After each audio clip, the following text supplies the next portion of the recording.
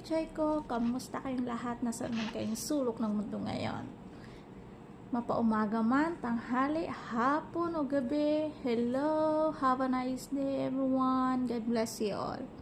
So ito na nga po, may nagtanong. Yung tanong niya is, my question is, anong may papayo mo or mag-give mo na advice or tips sa mga taong may balak magtrabaho abroad like OFW, ganon.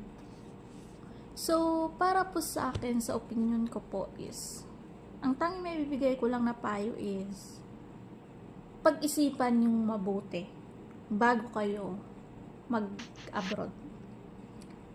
Pag-isipan nyo ng ilang beses, manghingi kayo ng advice, at higit sa lahat, dapat malakas ang pananalig nyo sa Diyos. Malakas, mataas ang pananampalataya nyo sa Diyos. Kasi ho, ang pag-a-abroad ay hindi biro.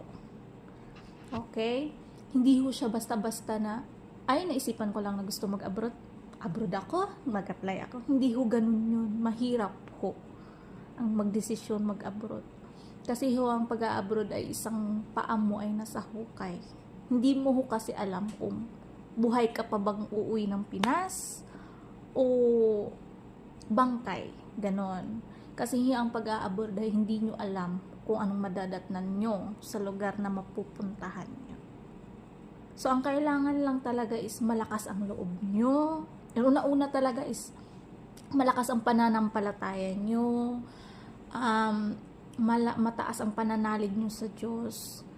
Tapos, pangalawa is, malakas ang loob nyo. May tiwala talaga kayo sa sarili nyo na malakas loob nyo, na makakaya nyo lahat. Kasi ang makakalaban nyo dito is stress. Homesick, ganon. Kailangan talaga is malakas ang loob nyo na kakayanin nyo lahat. Anumang trials na dumating dito sa ibang bansa, kailangan nyo malakas loob nyo, makakaya nyo, ganon.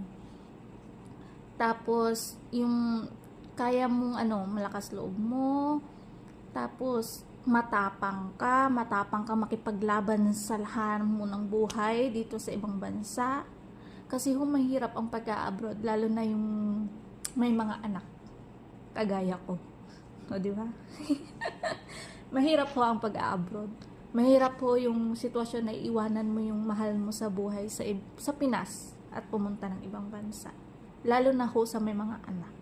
Kasi mahirap po talagang maiwanan yung anak at magtrabaho sa ibang bansa para mag-alaga ng anak ng iba. Tapos, hindi mo pa kauri. Iba yung ugali ng mga ibang lahi kaysa sa Pinoy. So, ang ma-advise ko lang is, kailangan mo talaga is manghingi ng magdasal, manghingi ng advice sa taas.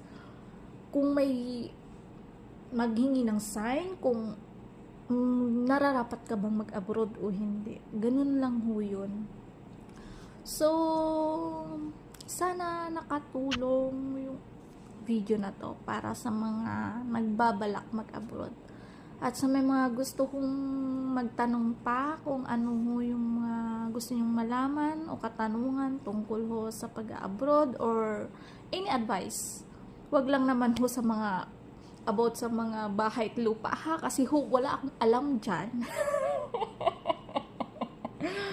So, ayun na guys, ayun na everyone, mga bitchay ko, please comment down below ho kung may mga nais ho kayong itanong pa sa akin.